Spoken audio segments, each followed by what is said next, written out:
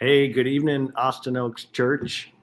We are here to really to redo our What's After ATX training. The last one had some technical difficulties as we were learning how to stream a lot of this stuff, and we had multiple things being streamed, and so a good majority of this training just got chopped off. So I'm redoing the whole thing now. You'll get the full version. If you know of others who participated in the first one and realize they didn't get it all, please forward this. It'll go both on our YouTube live channel as well as our Facebook live channel. So let me give you a general rundown of what we're doing. As I'm doing that, please shoot out some comments to me. Would love to know that you're out there. I see people are starting to trickle in to this training.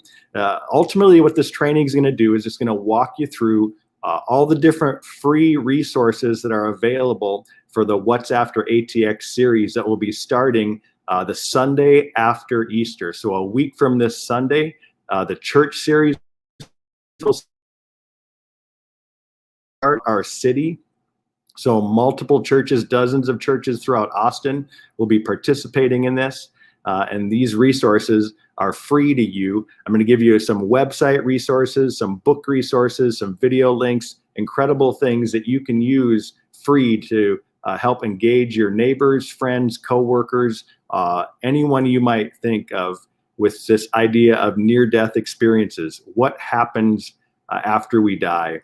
And this isn't just theory. This has actually become a scientifically researched, medically researched topic.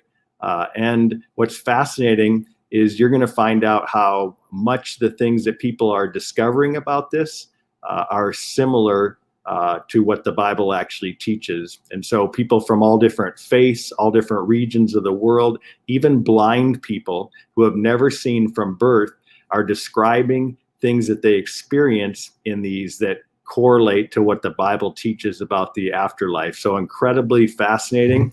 Not all of it is, even as the author of the book, What's After Life and Imagine Heaven states, and I appreciate that, his goal was not to try to validate any individual's experience or nor to say that they're necessarily true. His goal was to look at all the different experiences that people have had and see if there's any common links or common occurrences to them.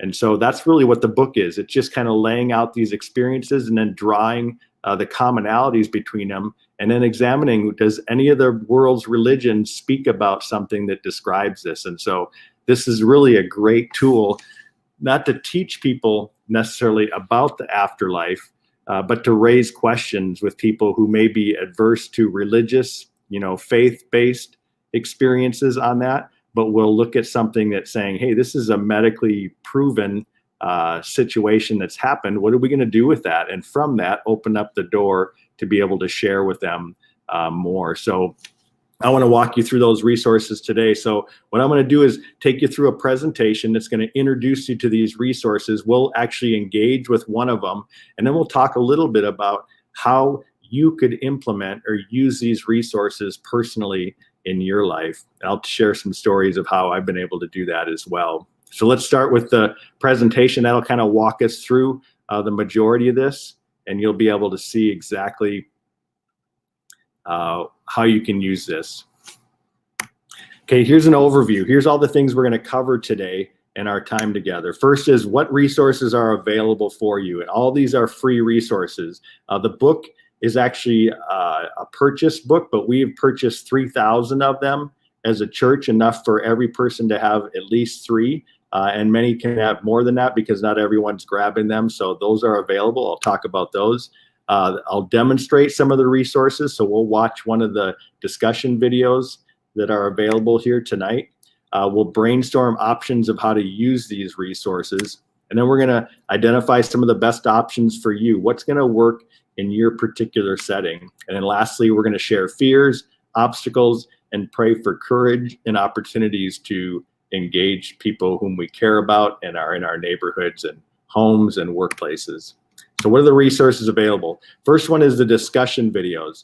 There are 6 discussion videos that kind of focus on some of the key topics that everyone seems to have experienced in these near-death experiences, and we'll explain them, what they are, what the correlations are between people's experiences, and just raise some healthy questions and discussions, opportunities for you to engage with other people. And all the videos are very much designed in that way, very user-friendly, very safe to bring up with someone who may not be a believer, and just ask some questions based on what they've observed and what they've documented. There's a What's After ATX website I'm going to share with you. This website has been designed specifically to reach unchurched or unbelieving people. So it's just taking some evidence, kind of drawing them in, helping them start this discussion and ask some questions. And then from that, they can link or find out what churches might be engaging with this particular topic and find a place they could hear more about it or get some of the books or resources for themselves. So it's a great link or a great resource for you to share with someone whom you'd like to start a discussion with. The What's After Life books. This is the book that's based on the larger book, Imagine Heaven, which documents over 1,000 near-death experiences and makes these correlations. The What's After Life book is just a shortened, condensed version. It's easier to hand out and share with a friend or someone. So let's start with the discussion videos. There's 6 discussion videos. The first one is 15 minutes, and it talks about evidence for the afterlife. It's just a brief overview of what evidence now, what medical, scientific type evidence have doctors and medical people discovered for the afterlife. I won't talk much about that because we're going to watch a little bit of that one today. Relationships in heaven. A 10-minute one that talks about the common experiences of people who realize they're going to meet people that they had already passed on, and what those relationships are like. What does that look like, and how does it happen? The most beautiful place. Correlating across all these experiences, people talk about a world or an experience that's far greater and far more incredible than anything they've ever experienced here on earth. That's a very common experience amongst these people that have had near death, or NDEs as they're often called. What's the highlight of heaven? What's the most exciting and most beautiful experience that they have in heaven? That's what number 4 is going to talk about. The life review. A large percentage of people talk about a point in this near-death experience where their life is kind of reviewed with them. And what is that like? What does it entail? And what's the purpose of it? And then lastly, what about hell and earthly sufferings? Not all near-death experiences are positive.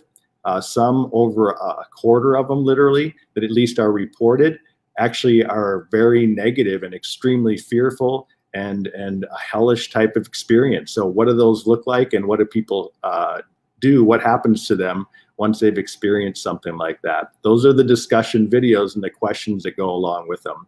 We'll talk about those more later. The website. Let me tell you a little bit about the What's After ATX website. Let me overview it, and then we'll take a quick peek of it as well. The What's After ATX website is right there. It's just the words, what'safteratx.org. You can go there and check that out. Great user-friendly website that just lets people kind of search and look at questions that they might have in any of these particular realms. So check that out. It has short video stories of near-death experiences. So people that have actually experienced these, there's testimonial videos, what their experiences were like, and the impact it's had in their life. It talks about the common threads of NDEs, or near-death experiences. So in the research done of these, there's several events. In fact, the author of the book says there's 30 common things that are almost true of every near-death experience, or the most common things that are found throughout them. And that website's going to talk about several of those things that it seems like everyone has as a common experience. And those common threads are despite a person's upbringing. That's one of the most fascinating things about these near-death experiences, is it's not based on a person's religion, what region of the world they grew up in, or even whether they can see or not see. These experiences happened to people of other world faiths that have never been exposed to Christianity at all. and yet there's commonalities between all of them, regardless of where they grew up in the world or what religion they were raised in. That's what's truly fascinating. We'll find out why that's so fascinating. And then there's just a frequently asked questions section that may answer some of the questions you have if you're skeptical or just have questions about this whole idea of a near-death experience. Let me take you to that real quick, and you can see what that looks like.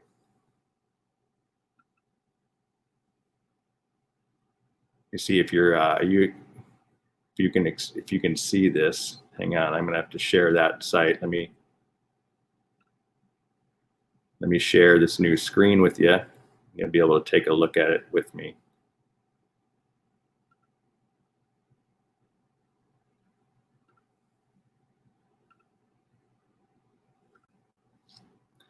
All right, so here's the website. What's after ATX? You can scroll through it, find common threads, personal stories about us, resources, frequently asked questions, and then there's ways to contact them. So you can jump here to the common threads, and if you just scroll down, one of the common threads is, hey, were these people truly dead? You know, how do we know they were really dead? And they have not proves that. You're going to see how they just experience the world in whole new dimensions and the beauty of things in this afterlife.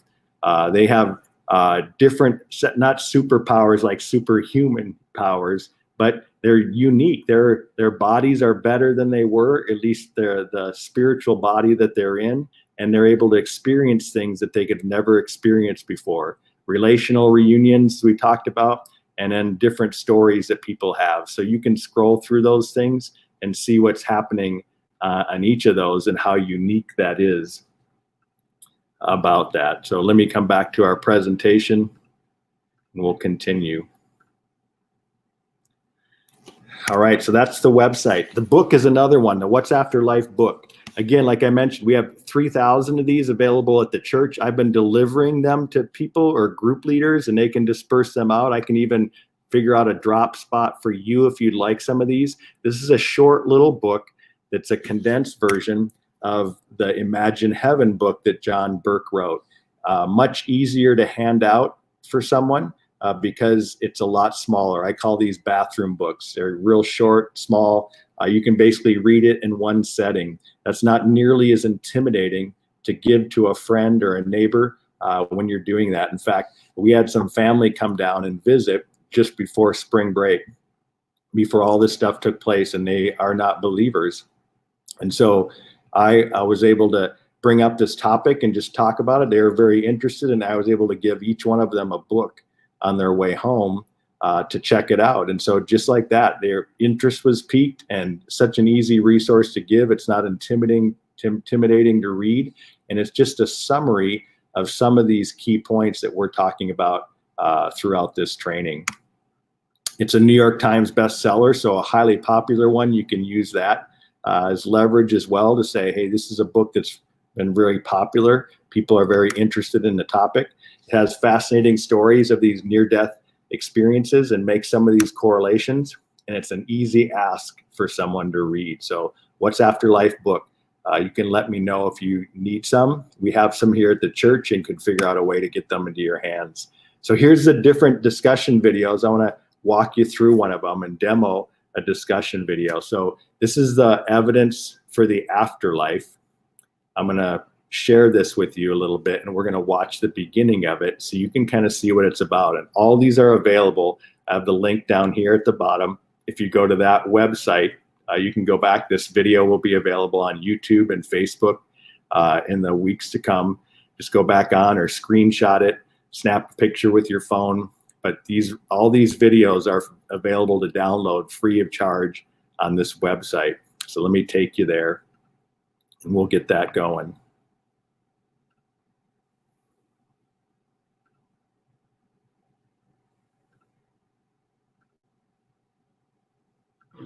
The boat and I were immediately and completely submerged under about 8 or 10 feet of water.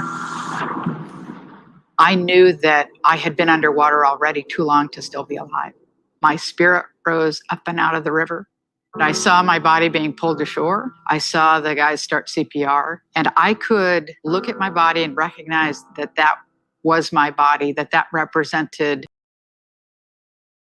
We were in an accident where another horse ran into my horse. She reared up, flipped over backwards with me on her back, and fell across my body. As she hit my chest, I immediately left my body.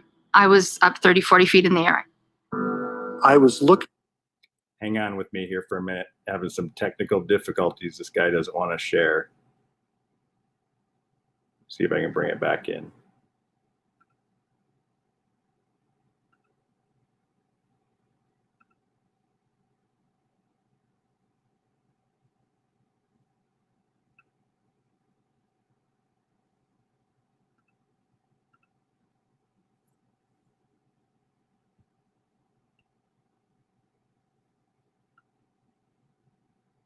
I have to start that again. Hang with me. We got this coming.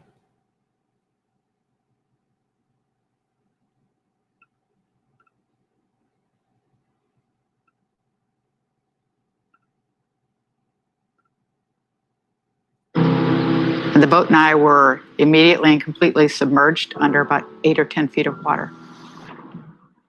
I knew that I had been underwater already too long to still be alive. My spirit rose up and out of the river. I saw my body being pulled to shore. I saw the guys start CPR, and I could look at my body and recognize that that was my body, that that represented my life here. We were in an accident where another horse ran into my horse. She reared up, flipped over backwards with me on her back, and fell across my body. As she hit my chest, I immediately left my body. I was up 30, 40 feet in the air. I was looking So down you're hearing at the audio, just a not this airplane that had picture's not coming crashed. out. I had seen sure a what's body happening, over why it here won't that come. was dead, but I knew this body really well. Right then, it hit me. I'm not in my body.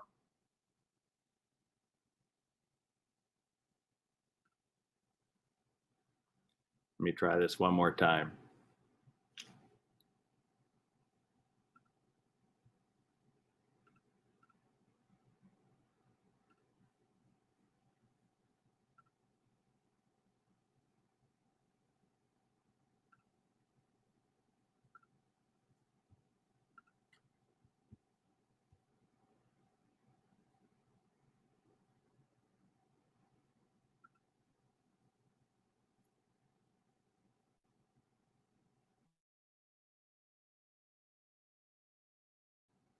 All right, having a few technical issues here. We're going to get this figured out. Hang tight.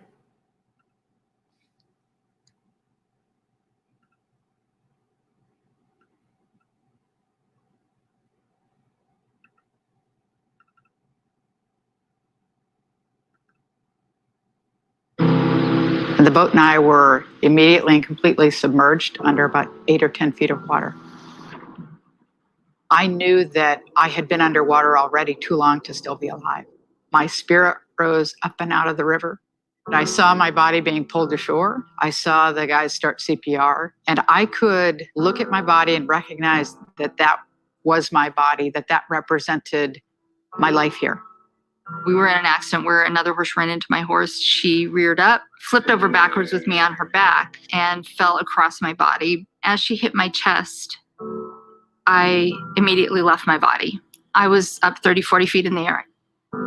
I was looking down at a airplane that had crashed. I had seen a body over here that was dead, but I knew this body really well. Right then, it hit me. I'm not in my body. There's my body, but here's me. I've always been fascinated with these near-death experiences. And by near-death, I don't mean like they almost got hit by a car. I mean like dead. At first, I was very skeptical of these. But I'll tell you, after studying over 1,000 of these near-death experiences, it's changed my mind. I was in this experience for what felt to me like many, many, many hours.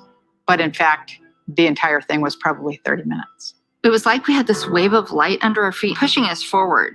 And it was almost as if I could see the stars go by. I began to see a small, bright, brilliant glow that got bigger and bigger and bigger. So how do we know these people were truly dead? Doctors, cardiologists, oncologists have actually been able to look at medical records to show, yeah, these people were truly dead by all the ways that we would clinically talk about death. I'll let The you nine wheels continue of the to driver's listen. side of the truck Just just hang in, rolled we'll over just the do a part car. of this. So I was just really killed instantly. Blunt force trauma. They pronounced me dead on the scene. As to how long I was clinically dead without brain function or heart function, at least 30 minutes.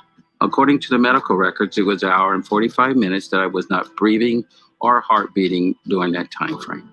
So in the sense of a skeptic, I always tell them, you may say I didn't go to heaven, but you can't say I didn't die because it didn't have any brainwave at that time.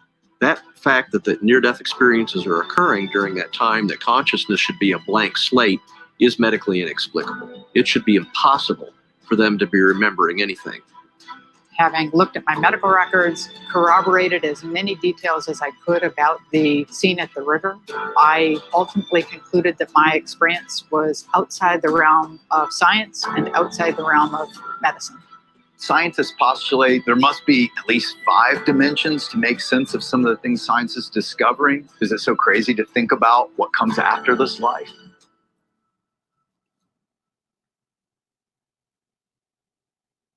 Welcome to this 6-part series on what's after life. I'm so glad you decided to join in this conversation. In it, you're going to hear from very credible people, doctors, college professors, commercial airline pilots, and other professionals who only lose credibility in their profession by talking about their experience. And yet they say it's the most real thing that ever happened to them. I'm John Burke, and after 30 years of researching over 1,000 of these accounts, I wrote the book Imagine Heaven and a shorter booklet called What's After Life, conveying more of the evidence of the afterlife you just heard. I'll be your guide through this discussion on a topic that I think is relevant to all of us. Though we all avoid thinking about it, one day we will all pass from this life into whatever's after, or nothing. But one day for sure, all the pretty flowers, all the nice words people say at funerals, they will be for you. And people do say such nice things at funerals. Sad to think I'll miss mine by just a few days. But this topic, it's arguably the most important in life.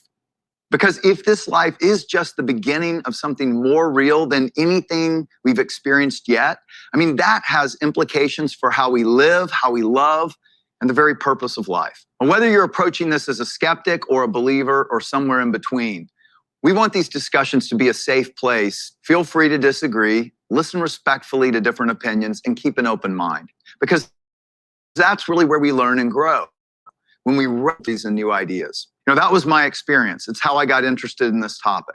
My dad was dying of cancer, and at the time, I didn't really believe in God or the afterlife or any of it. But I picked up a book someone had given my dad. It was actually the first research written on near-death experiences, or NDEs. I read it cover to cover that night, and at the end said, whoa, maybe the afterlife is real. Maybe there really is a God, and if so, I've got to find out more. Because I kept thinking, how do I explain so many people clinically dead, resuscitated by modern medicine, then saying very similar things? And as I would later discover, all around the world. I've since gone from a career in engineering to become an author, researcher, and a pastor out of a desire to help people learn what I learned, what changed my mind. My research centered on the common threads NDEers share, what they tell us, and more importantly, what that means today. You'll meet some of these people in the video series and many more in the What's After Life booklet. The Gallup poll found that 1 out of 25 Americans has had a near-death experience. That means close to 13 million Americans had an experience like this. And more than 900 scholarly articles have been written in prestigious peer-reviewed journals like the Journal of the American Medical Association, The Lancet, Europe's prestigious medical journal, Psychiatry, and many others. We'll walk through a series of questions over the weeks to come. And as we do, some important filters will help us understand what kind of science applies here, as well as the limits of science. This week especially, we're going to zero in on whether there really is reliable data to support the accounts of NDEers. NDEers are trying to explain something extra dimensional. Imagine if your experience of life were being lived on a flat, 2-dimensional black and white picture on the wall. Then when you die, you leave that flat two-dimensional picture and you're brought out into a three-dimensional room of color. But then after experiencing a three-dimensional world of color, what if you got pressed back into that flat black and white world? How would you describe 3 dimensions of color in flat 2D black and white terms? That's the challenge indie ears face. And sometimes they sound odd as they grasp for language that makes sense in our finite, limited dimensions. Now, I, like many of you, am a skeptical engineer type. So I get it if some of you are thinking, how do you know these stories aren't just made up, or the lingering effects of drugs, or a hallucination, or a dying brain? Well, the evidence has actually convinced many skeptical doctors. Let's hear from one of them. So, hey, I'm going to stop it there. But these resources, these videos are all available on the website that I mentioned, and you'll actually get the video with them, not just the sound. For some reason, we're having technical issues, and this isn't wanting to cooperate. So I'm going to continue with our presentation so that we can work through and see how we can actually use these resources as we go forward, the videos being one of them. So how could you use these?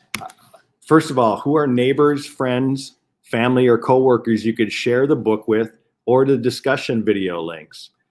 Think of some people right now. Maybe jot them down on your phone, jot them down on a piece of paper, or just prayerfully let their names come to mind. Think of neighbors and friends that you have, coworkers that you could start with. And even in this process, begin praying for them. I have several neighbors that I've begun relationships with that I know they don't go to church. I don't know that they even believe in God or Jesus in particular. And I've been praying for them. I've been staying engaged with them during this quarantine time and just trying to keep a dialogue going and having an opportunity to share these links as well as these books with them. As I mentioned, I've already shared them with several family members and others too, and just trying to plant those seeds and take advantage of this season. In particular now, with all this craziness going on, people are asking deeper, more spiritual questions than they've ever asked. These are great resources to help you begin that discussion. To whom could you email the website or the discussion videos link?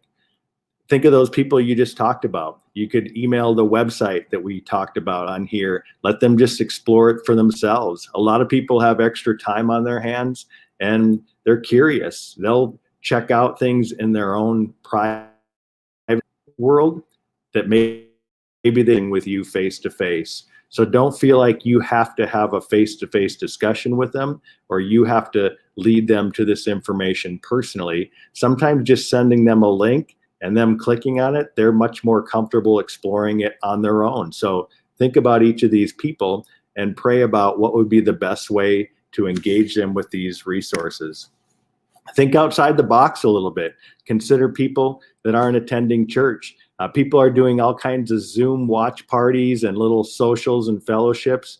You could set something up even through that platform and share these things with them that way, or hand out the books and say, hey, let's read a chapter and let's just chat and Zoom and talk through some of the things that struck us. What was fascinating about it? What was unique? So begin thinking about how you could use these things and then identify which of these areas or ideas would work best for you. The people that you're trying to reach may be different than the people that others are trying to reach. So of these ideas, which one of them would work best for you? What would it take for you to do this? Think about the obstacles that you face or the fears that you have. What would it require? What would you need to think about? What barriers would you need to remove for you to take action on one of these steps that you've thought about? Who could you do it with? Maybe that would help. Not doing it alone, but maybe partner with someone in your home, your roommate, your office mate, someone else you know that's a believer, and do something together. Maybe you have some shared friendships, people that you work out with or people that you work with or have a certain hobby that you do together. Maybe the two of you kind of work together, encourage one another, and it'll bring some greater boldness to you if you branched out and tried to do it together with them. Lastly, I want to take some time to pray.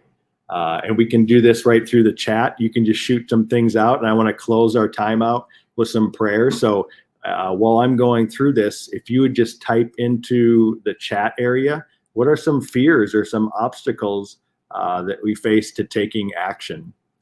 I know some of my fears of the friends I've had. There's some guys I've started cycling with. There's a bit of a fear of a loss of relationship. You know, we're newer to this city, and these are new friendships in our neighborhood, and some guys I've been able to ride with that I've enjoyed their company. And I'm wondering, if I start down this path, am I going to lose that relationship? So those are very real fears and obstacles that I'm wanting to pray through. I'd imagine you have some as well, whether it's with a work relationship, a neighbor, a family member, whatever that might be. So type those in, send those right now, and we're going to pray through these to close out our time in just a little bit. Who are people in your life you could engage with this?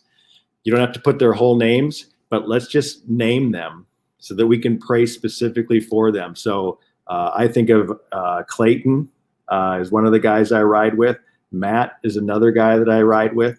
Waco is one of my neighbors I wanted to share this with. So those are 3 people in particular that I'm going to be praying for, that I hope will receive this information and ask some questions about it, and I'll be able to tell them more about the depth of God's love for them and just the incredible life he has planned for them when they trust him. So who are those people in your life? Go ahead and type those into the chat section so we can pray for them. And then we're going to pray for the Spirit to give us courage and opportunities, boldness, like we've learned during this time, and opportunities to share as we go through it. So let's do that. I'm going to close this out, and we're going to take a look at what's happened so far. How are we doing? Are we all here? So type into the comment section challenges, obstacles, fears that you have, names of people you want to pray for. Go ahead and type those into the chat section, and let's close out our time praying for those. Any names, any fears that you have, any obstacles that you're facing to taking this next step, I'd love to hear about that.